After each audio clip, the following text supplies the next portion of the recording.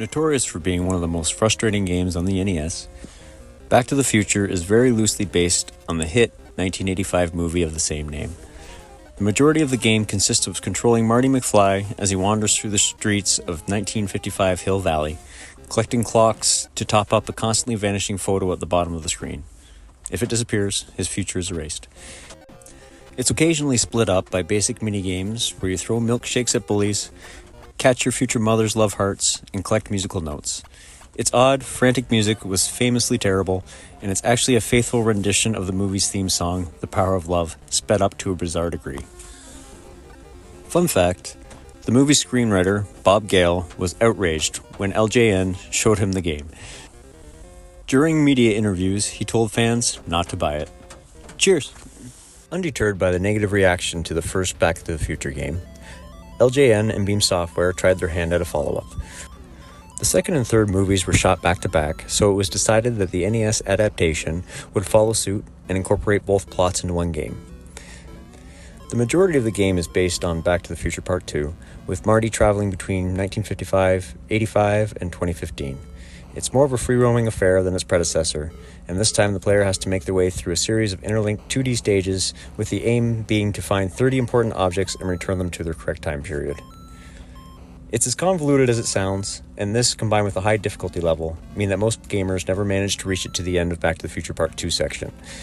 Fun fact, there are some interesting time-based mechanics in the game. If you plant an acorn in 1955, it'll be a tree in 1985 and 2015, letting you reach higher platforms. Cheers. The president has been kidnapped by ninjas. Are you a bad enough dude to rescue the president? A very pertinent question, and one that's eventually answered as you fight your way through 7 stages with such no-nonsense names as the city, the sewer, the forest, and the final level, the factory. The game itself is a side-scrolling 2D beat-em-up in which you can initially perform little more than jumps, punches, and kicks while facing off against a series of oncoming ninja enemies from the evil ninja clan. On occasion, you'll pick up a nunchuck or knife, each of which gives you more powerful attacks. At the end of each stage, you'll take on a tricky boss battle with one of the Dragon Ninja's super warriors. In the UK, the game was published by Ocean Software and renamed Bad Dudes vs. Dragon Ninja.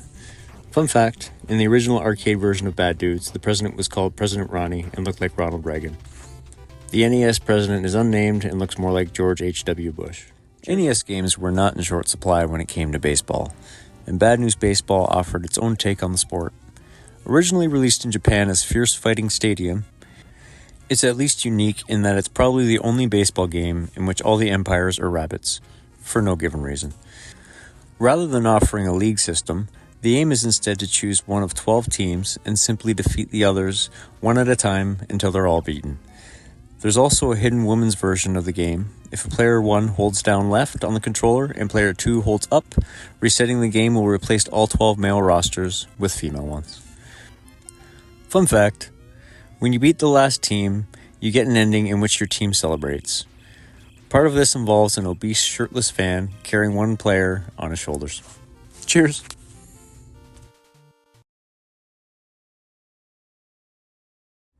Duke Davis used to be a punk rocker, but has since become the world's coolest martial arts vigilante. Determined to rid the streets of thuggery, he is armed with 15 different attacks, known as force moves, but the player is only given 3 at a time. The moves you get are depending on what level you're on. Bad Street Brawler was developed with the ill-fated Nintendo Power Glove controller in mind, making it a nightmare to control. This, combined with a bizarre range of enemies and some strange dialogue, including "Never trouble trouble until trouble troubles you," have made it an infamous NES game, but not many are in rush to play. Fun fact, Bad Street Brawler has numerous other names. The Commodore 64 version is called Bop and Rumble, while the Amiga port is brilliantly named Street Hassle. Cheers!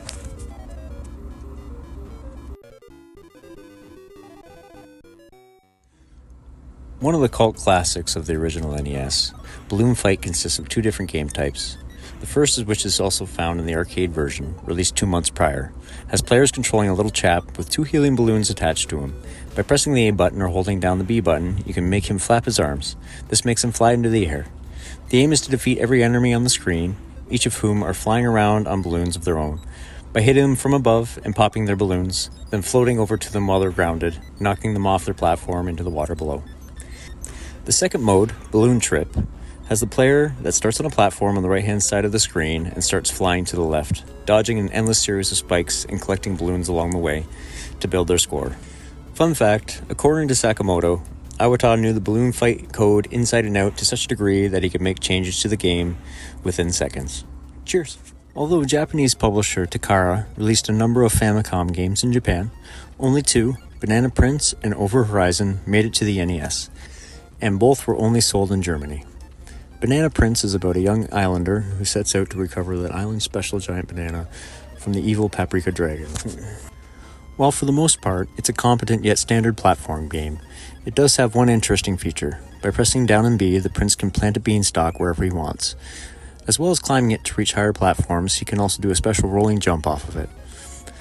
This not only goes further than a normal jump, but also does damage to enemies, Sonic the Hedgehog style. Fun fact, the Japanese version had shops with "depart" written above the door, as a shorthand for a department store. This was misinterpreted during the translation, so German version says adieu, French for goodbye. Cheers! One of the first attempts to fully recreate a real-life golf course, Bandai Golf offers all 18 holes of the famous Pebble Beach golf links in California. Many of the elements of the real-life course are featured here. The hole layouts are relatively accurate, and its infamous strong ocean winds are present and accounted for. While it's notable for letting the player choose their own handicap, something rarely seen in a golf game even today, its high level of difficulty and its inaccurate aiming mechanic mean it can be a frustrating game to master. There are better golf games on the NES, but Bandai Golf should at least get praise for its attempt at authenticity. Fun fact, the real-life Pebble Beach is one of the most expensive public golf courses in the world. A single round costs $525. Cheers! This turn-based strategy game is based on 14th century book Water Margin, one of the 4 great classic novels of Chinese literature. It's set during the Song dynasty, where Imperial Minister Gao Qiu has overthrown Emperor Huzong to become the new ruler. Under Gao Qiu's rule, good men are exiled while evil men are given power. Playing as one of these exiled heroes, it's up to you to build and command an army of troops and attempt to stop Gao Qiu. As its 58-page manual makes clear, this is not a simple game, but while its complex battles needed some time to get used to, the game was well received by those who stuck with it. Fun fact, although Gao Qiu is the main villain in both this game and the book, he is said to be loyal to Emperor Huzong. Cheers! In an attempt to get more girls to play video games, this was over 30 years ago, remember, High-Tech Expressions released this platformer based on the world's most popular doll. The entire game is set inside Barbie's dream, in which she searches for a ball gown, pearl ring, and high heels to wear to a fantasy ball. While games aimed at girls have mostly been patronizing and shoddy over the years, Barbie is far from the worst offender. Despite having one of the largest player sprites you'll ever see in a game, it's actually an acceptable enough platformer, even if its bosses are a bit odd. This is the only game where you'll face off against a floating jersey that throws shoes at you. Fun fact, the first of the game's 3 main worlds is called Mall World, because of course, it's a mall. Cheers!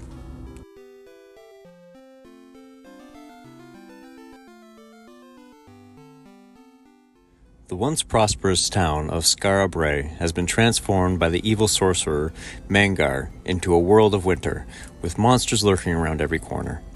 Most townsfolk have abandoned Skara Brae, but 6 brave villagers have decided to fight by rescuing the imprisoned wizard, Kyleran, and enlisting his help to kill Mangar.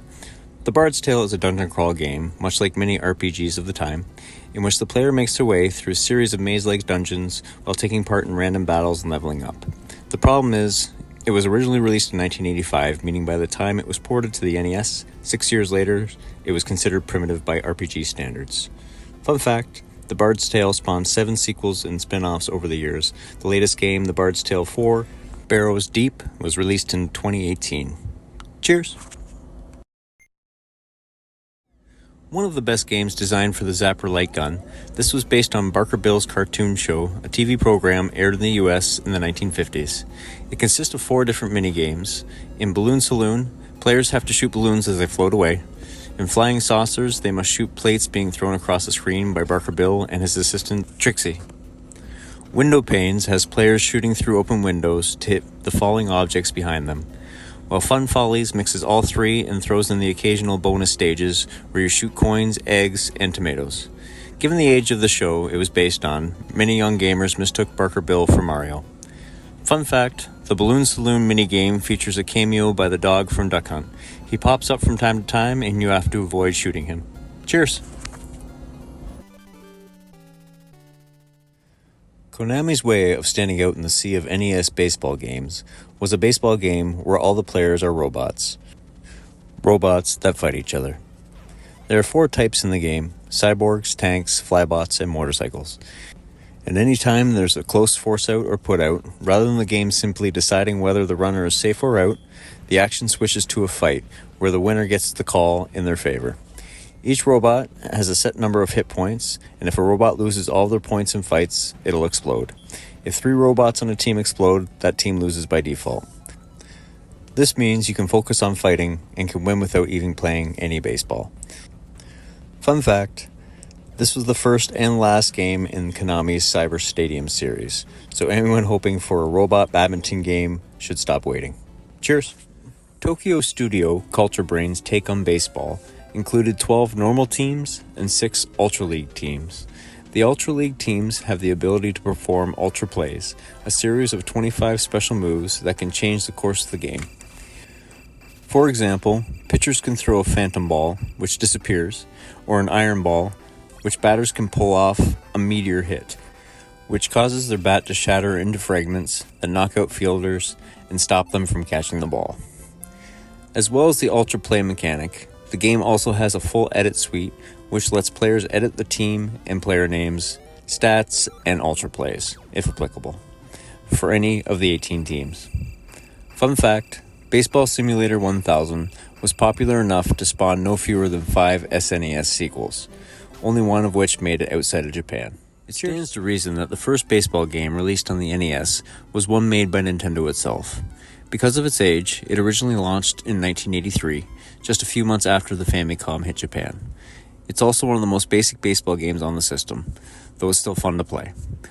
With only 6 teams to choose from and basic pitching and batting controls, it takes barely any time to get used to, meaning entertaining 2-player matches can be found almost right away. As one of the 18 games that released alongside the NES when Nintendo ran its test launch in Manhattan, baseball was one of the key games in establishing Nintendo's new system and convincing the general public losing interest in the video game fad that this wasn't another Atari imitator. Fun fact, the character and game design for baseball were led by none other than Miyamoto, who personally really wanted there to be a baseball game on the Famicom. Cheers!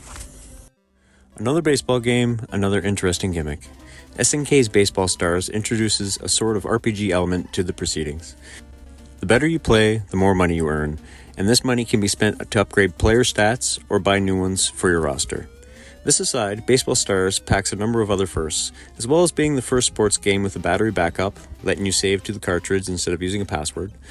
It was also the first to let players create new teams and players on top of the 8 pre-existing ones. Meanwhile, though it doesn't have officially licensed players, one team has a suspiciously familiar roster, including Babe, Hank, and Willie. Fun fact, the highest possible score in the game is 1858 to 1854.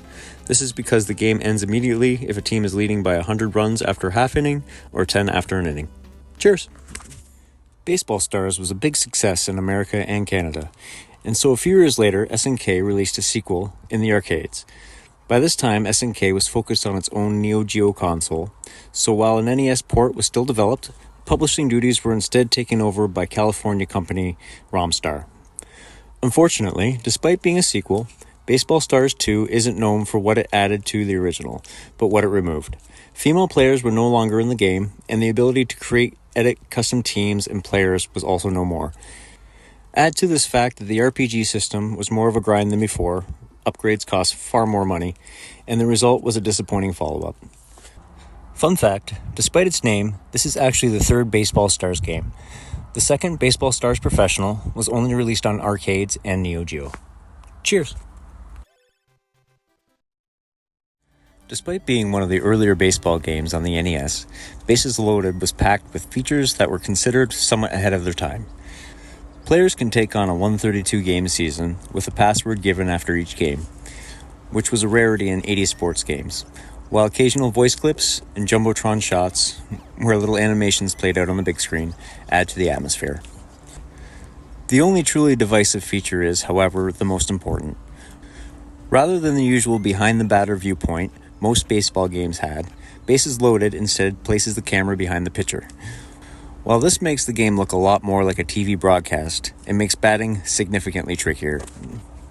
Fun fact, each team in Bases Loaded has a specific batter who will charge the mound or try to fight the pitcher if you hit him with the ball. Cheers! The second Bases Loaded game adds a couple of new features to keep things fresh for fans of the original. The season mode is now 130 games long, but ends with a World Series match against either LA or New York, depending on what league your team is from. The ability to choose your starting lineup from each match has been added, along with player form. Players go through streaks and slumps like real major leaguers, according to the manual. The fictional rosters have completely changed too. Now all the Washington players are named after politicians, like Nixon, Reagan, and Bush, while the LA squad shares its name with Hollywood stars, like Cruz and Pacino. Fun fact, Bases Loaded 2 got a novelization in the early 90s as a part of the Worlds of Power, a 9-book series of stories from video games like Metal Gear and Mega Man 2. Cheers! Sometimes when you try to shake things up a bit, you can annoy a lot of fans. This was the case with Bases Loaded 3, which completely axed the popular 130-game season mode and replaced it with a single challenge, play a perfect game.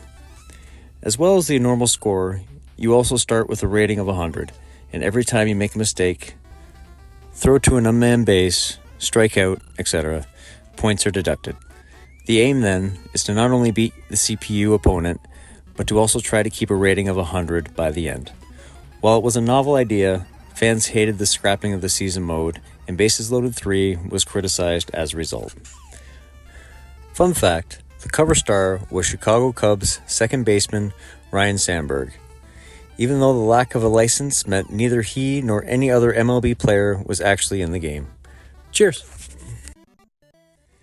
It's a lesson well and truly learned.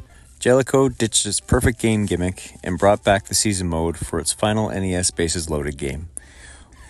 Once again, players are able to play through a 130-game season, culminating in a Super Series finale. And once again, the starting lineup can be changed at will. One new feature does make its debut in the form of the star system. As players make great plays and mess up, they get white and black stars assigned to their name. These affect performance, and so the player has to decide whether to bench players who are on the slump or try to build their form up again. A happy ending for the series on the NES. Fun fact, the Bases Loaded games were part of a series of sports games called Mareo in Japan. Other entries made it to the West as Goal, Hoops, and Racket Attack. Tim Burton's 1989 Batman movie was such a box office smash that it led to a number of video game adaptations. While Ocean Software got the rights to make Batman games for home computers, like the Amiga and Commodore 64, the console rights instead went to Japanese studio Sunsoft. The NES rendition, thought by many to be the best of the bunch, is an action platformer in which Batman makes his way through 5 difficult levels in order to reach the Joker for a showdown atop Gotham Cathedral's bell tower. Armed with a trio of weapons, the Batarang, the Spear Gun, and the Dirk, a gun that shoots in 3 directions, and able to do wall jumps, Ninja Gaiden style, Batman is a versatile hero to play as, and the game is a treat to play as a result. Fun fact, other DC comic villains who appear as standard enemies in the game include KG Beast, Deadshot, and Maxi Zeus. Cheers! Sunsoft's second Batman game didn't have a film behind it, so instead it looked more like the comic book versions of Batman in the early 90s. In case the title didn't make it obvious, Return of the Joker has the Joker escaping from Arkham Asylum and stealing a bunch of precious metals from Gotham's mines. He plans to use these metals to make explosives, so it's up to Batman to punch him in the head a bit. With larger sprites than its predecessor, Return of the Joker has more of a focus on shooting than hand-to-hand combat, and plays a little more like a Batman version of Mega Man instead, which is obviously no bad thing at all. Fun fact, this was later remade for the Mega Drive as Batman Revenge of the Joker, Speaking of title changes, the NES version is known as Dynamite Batman in Japan. Cheers! By the time the second Batman movie came around, the Batman license was no longer in Sunsoft's hands, with Konami having taken the reins. Its NES adaptation of Batman Returns was a side-scrolling beat-em-up similar to Double Dragon, in which Batman punches his way through 6 stages in an attempt to destroy the Catwoman and the Penguin. In order to keep things interesting, the game features a special racing stages where the player controls the Batmobile and the Batski boat. While Batman only has 1 life bar, the game does let you continue. However, you don't get the true ending, in which Penguin praises you for some reason, unless you beat the game within a certain time without dying. Fun fact, the game's oddest power-up is a test tube. It can only be used once, when you fight Catwoman. It's used automatically and halves her health. Cheers!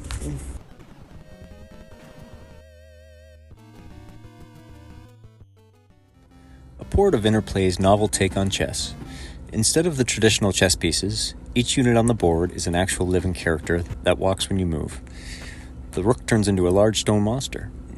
The main feature, however, is that when a player captures a piece, the game switches to a cutscene set in a courtyard in which the 2 characters battle each other until yours wins in an inventive way.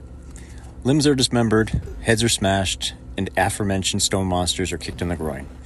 While it's a novel way to play chess, many criticize it for being extremely slow, with animations that take an age to finish. Fun fact, Battle Chess spawned 2 non-NES sequels. Battle Chess 2 was based on Chinese chess, while Battle Chess 4000 was set in space. Cheers!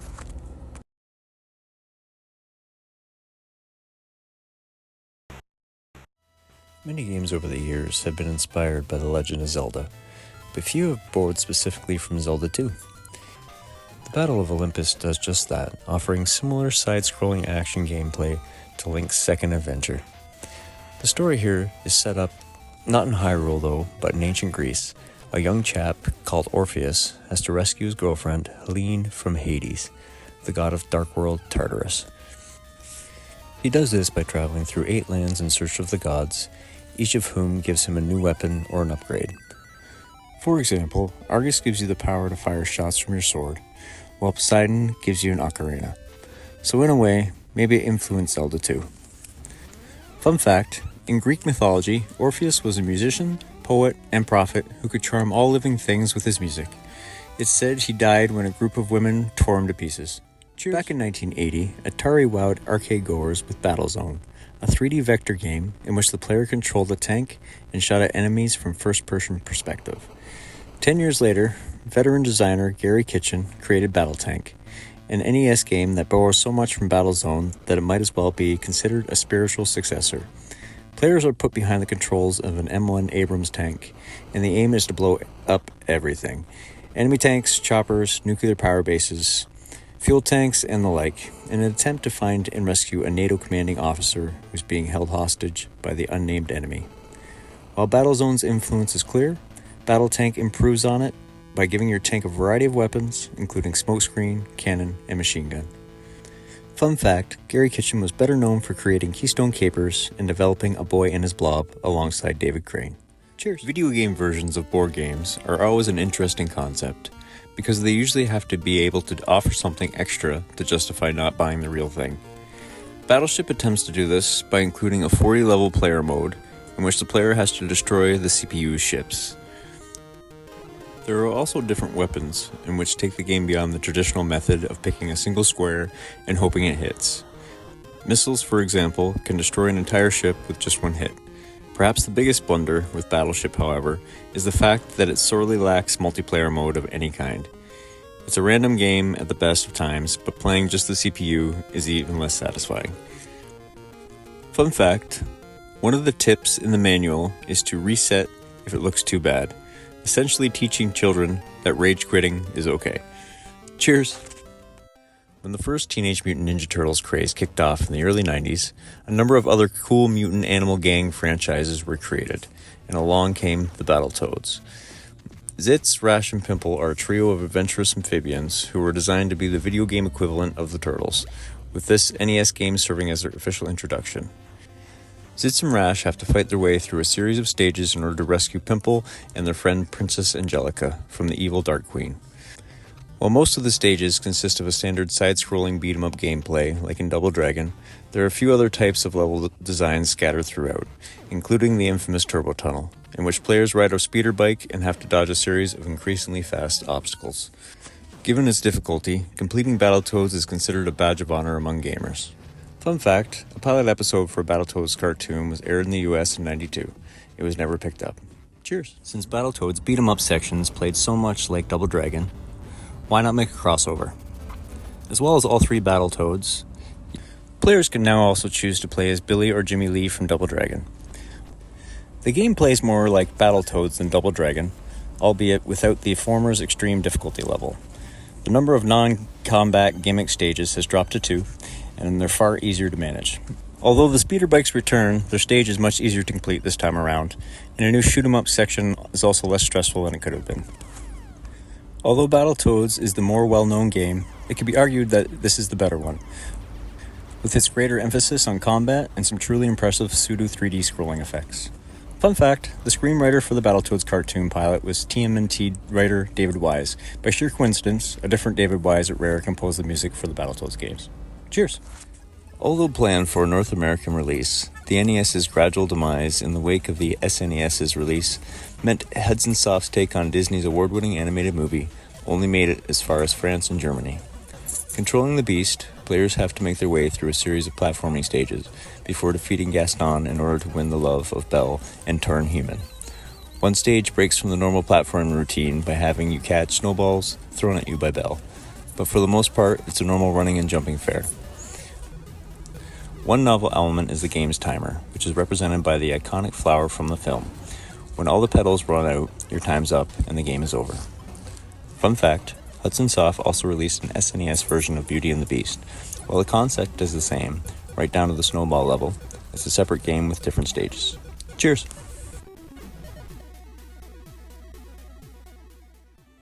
Based on the film released 3 years prior, Beetlejuice has you playing as the Spectre as you try to scare the Dietz' family out of the home they just moved into. Although, like many other movie tie-ins, it is a standard platform game for the most part. It does have a unique scare system. Every time you kill an enemy, you're given help vouchers. These can be taken to a recently deceased information booth and traded in for different types of scares. These can then be triggered to help defeat enemies and bosses. In keeping with the film's say his name 3 times gimmick, each time you take a hit, the word Beetlejuice appears on the screen, with the 3rd time killing him. Fun fact, the manual describes one of the scares as Birdman. Michael Keaton, who played Beetlejuice, went on to star in a film called Birdman in 2014. Cheers!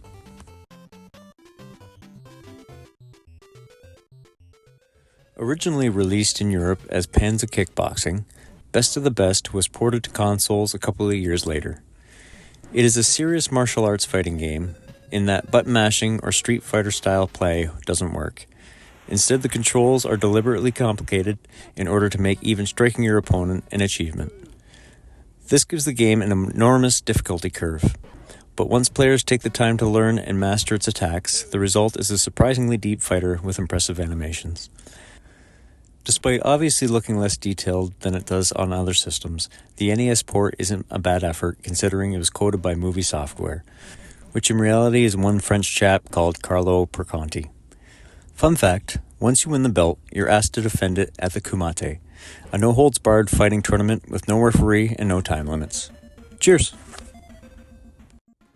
Not based on the mythical beast of American folklore, but the famous monster trucks that have been wowing petrolheads since the 1970s.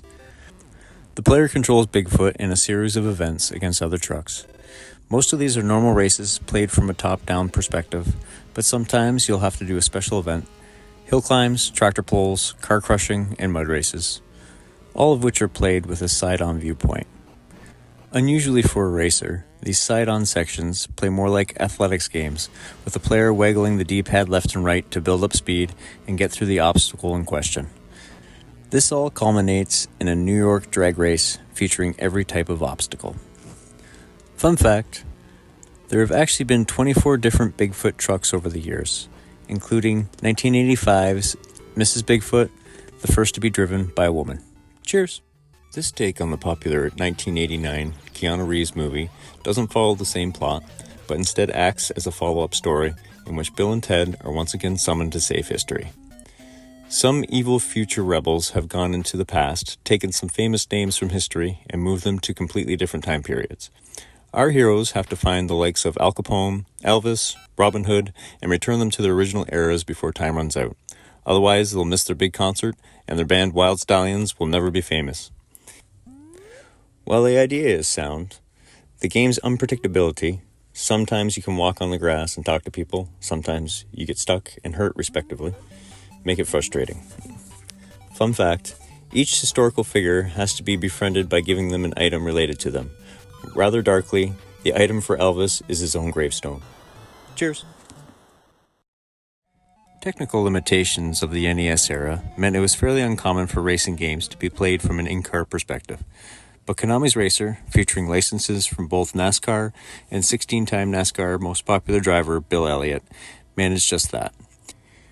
It features 4 tracks, 2 ovals, Daytona and Talladega, and 2 road tracks, Wickens Glen and Sears Point, and includes an 8-race championship mode where you visit each course twice in an attempt to finish top of the points leaderboard ahead of Elliott himself and 14 other fictional drivers.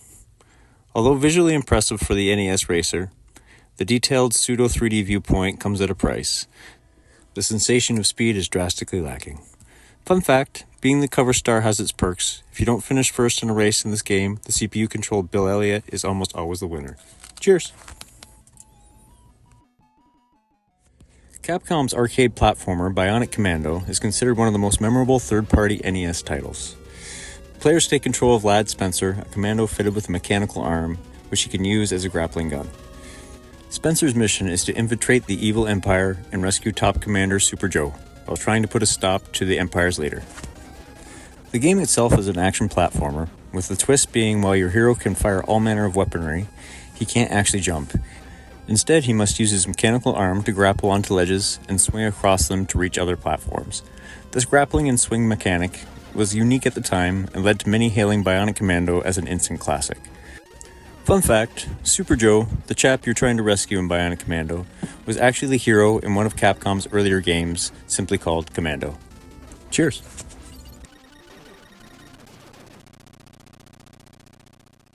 Congratulations, you're one of the 200 people who have been invited to participate in the Black Bass Fishing Tournament. The tournament is set over 4 different lakes and takes place from 6 a.m. to sunset. And in order to proceed to the next stage, you have to, quite simply, catch a load of fish. While you can catch a variety of fish including trout and pike, since this is the black bass, only the titular species will count towards your total haul. The game is mostly played from a top-down perspective, making it easier to see your lure as you move around and try to hook your fish. Lures, weather, and time of day affect how likely you are to catch a bass. Fun fact, although the game's box and manual call it the Black Bass, the game's title screen says the Black Bass USA. Cheers!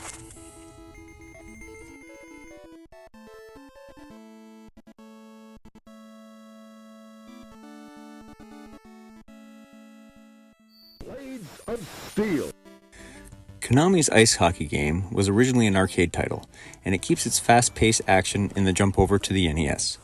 There are 8 teams, 4 from Canada, 4 from the US, and players can take part in either a standard exhibition match or a tournament mode, which puts all 8 teams in a quarterfinal style knockout bracket. The game is notable for its shooting system, in which an arrow moves up and down the goal, requiring timing to shoot the puck where you want it to go, and its fighting, where the action switches to a side-on view, much like a fighting game. Unlike in the NHL, the loser of the fight is punished with a 2-minute penalty. Fun fact, at the end of the second period, the game switches to the scoreboard, where you can play a minigame based on Konami's shooter, Gradius. Cheers!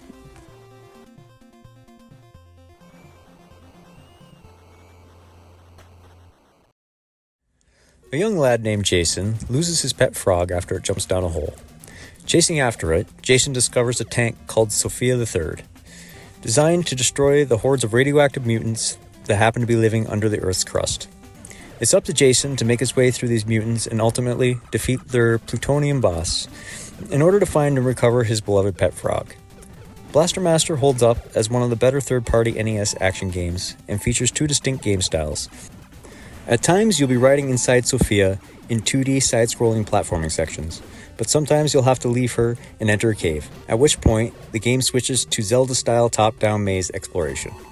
Fun fact, a brilliant remake of Blaster Master entitled Blaster Master Zero was released on the 3DS and Switch in 2017. Cheers!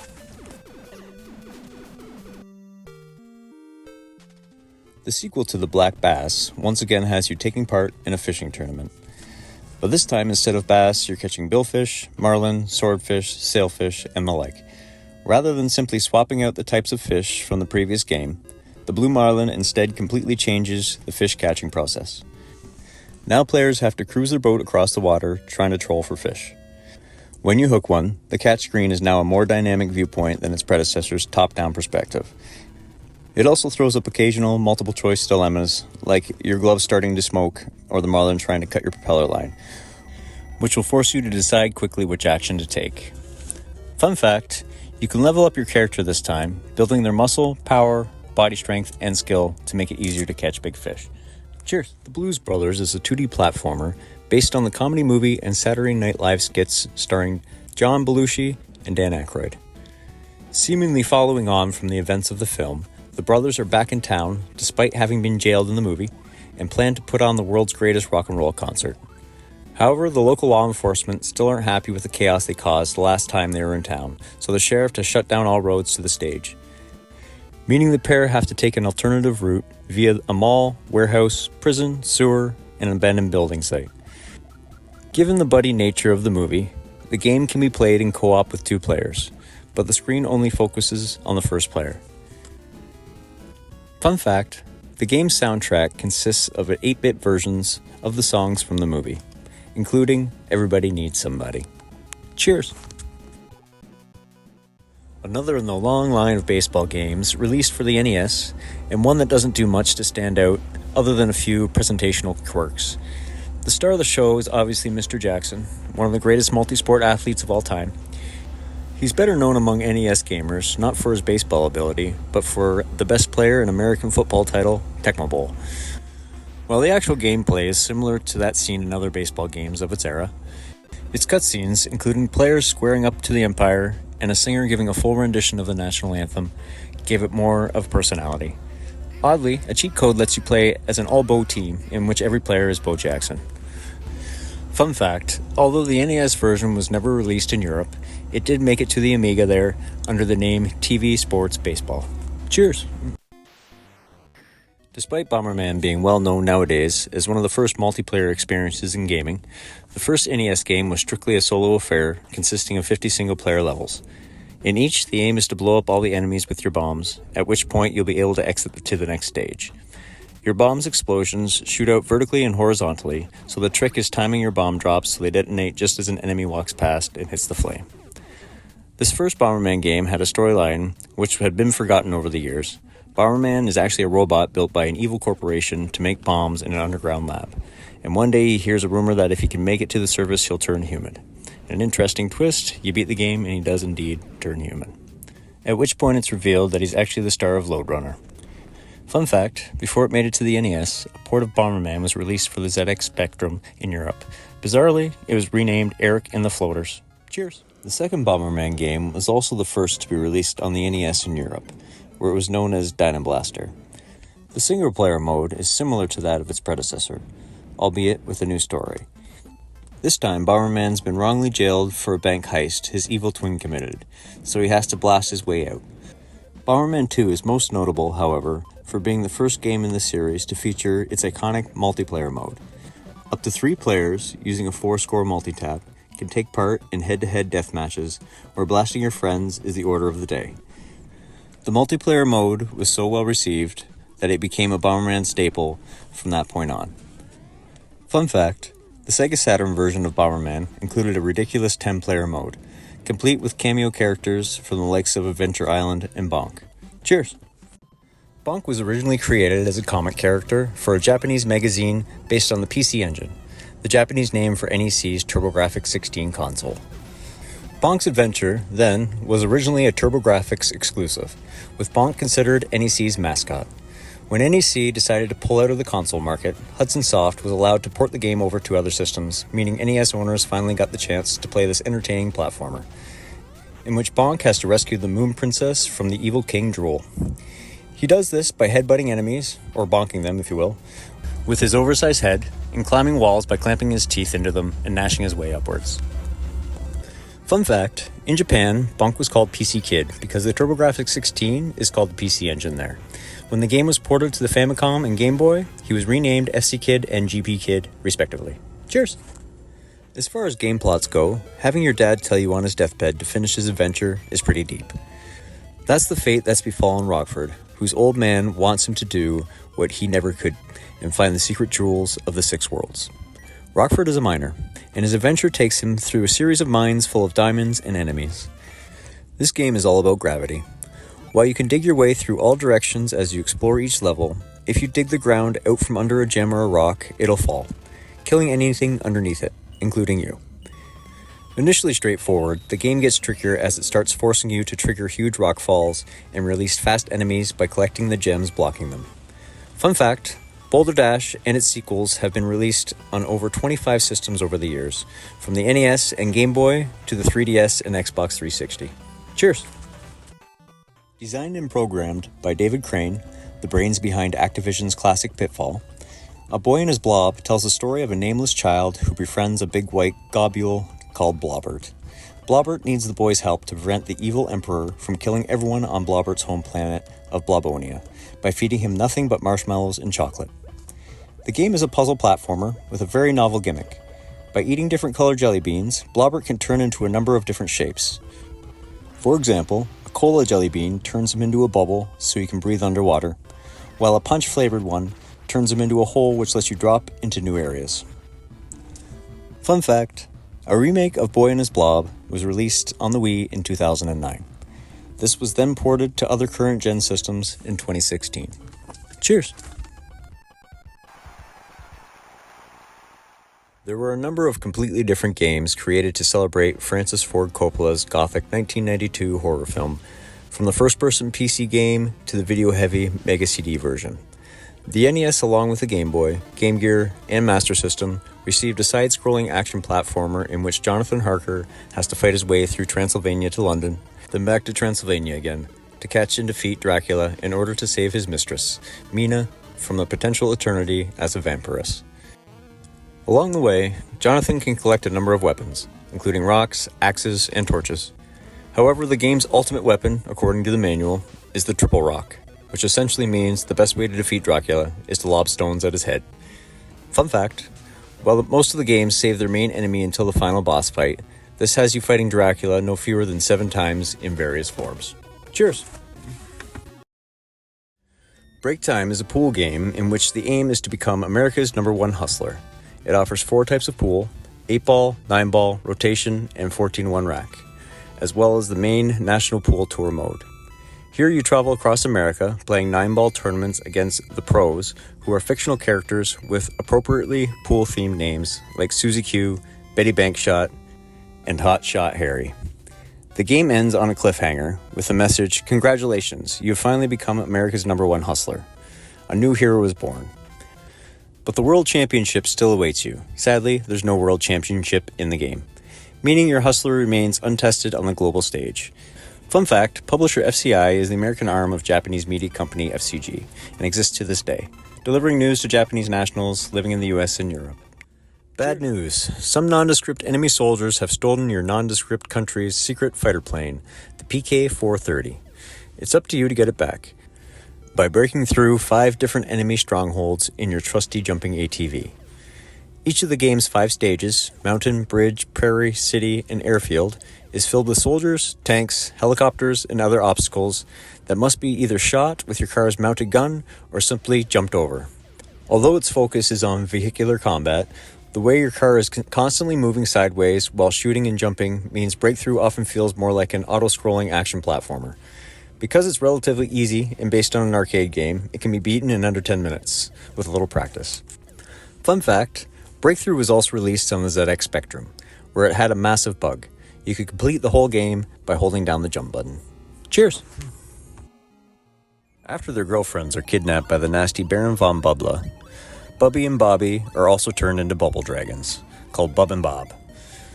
This lets him spit bubbles at enemies, which can then be popped to defeat them.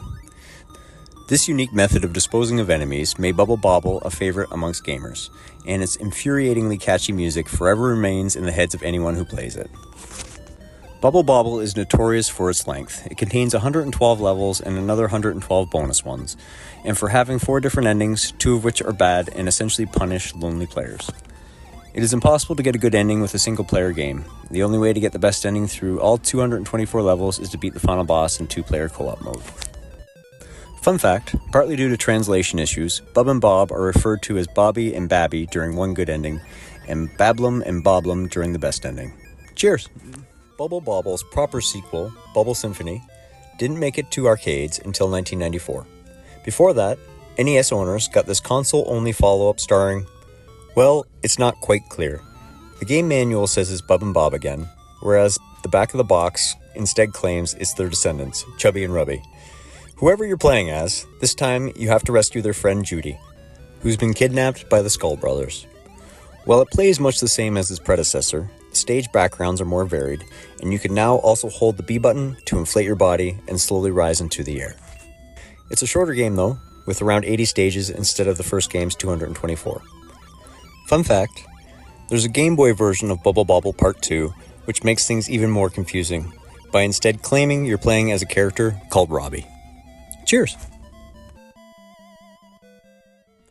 Based on the comic book and animated series of the same name, Bucky O'Hare is a run-and-gun action platformer, similar to Contra, albeit significantly less difficult. Complex, the evil ruler of the Toad Empire, has instructed the Toad Air Marshal to kidnap Bucky's crew members and imprison each on a different planet. Bucky must travel to each planet, rescue his colleagues, then head to the Toad Magma tanker and destroy it once and for all. Bucky's crew act almost like weapons in a Mega Man game. Once they've been rescued, you can switch between them at any point and use their unique abilities. Deadeye Duck, for example, can cling to walls, while Blinky can use a jetpack to fly out of danger. Fun fact, despite many thinking Bucky O'Hare is an imitation of the Teenage Mutant Ninja Turtles, both actually debuted in separate comic series in May 1984. Cheers! It's Bugs Bunny's 50th birthday. He was created in 1940, and his fan club has planned a big birthday party to celebrate. However, the rest of the Looney Tunes characters are jealous of the attention he's getting, and so they unleash a horde of contraptions to stop him from reaching the party. Players must help Bugs, armed with his hammer, to fight his way through evil soapboxes, poisonous frogs, and jumping telescopic bullet sprinklers, in order to make it to the celebration, at which point it's revealed that all the Looney Tunes are actually there and had just moments ago been playing some very funny tricks. So it's all good in the end, though Bugs will presumably never forget that time all his pals tried to kill him. Fun fact, the Japanese version of the game is called Happy Birthday Bugs. Oddly, the Western version technically is too, because that's all it says on the title screen. Cheers!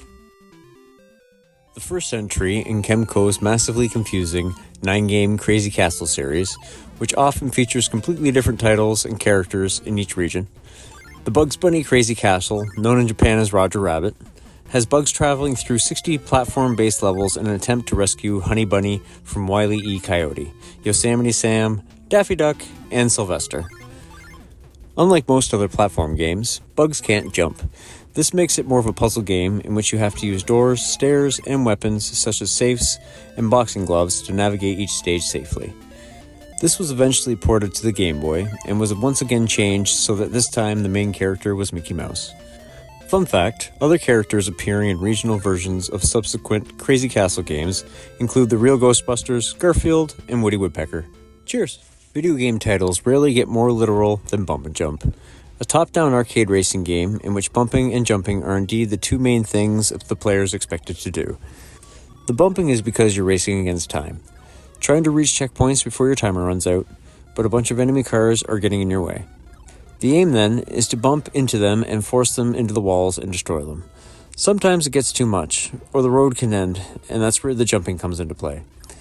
With the press of a button, your car can leap over enemies and gaps with the greatest of ease.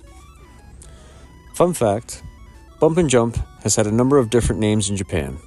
The original arcade game was known as Burning Rubber, while the Famicom version goes as Buggy Popper. Cheers!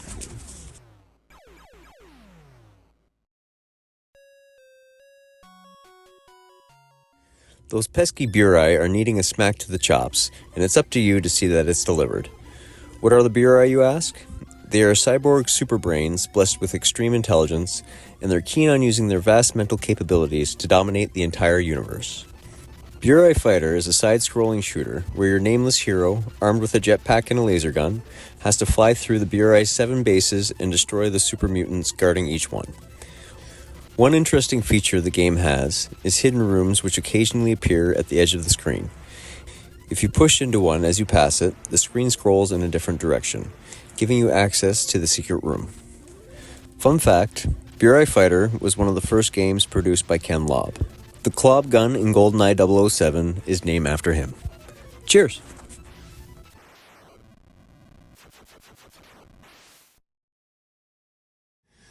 A port of Data East's iconic 1982 arcade game.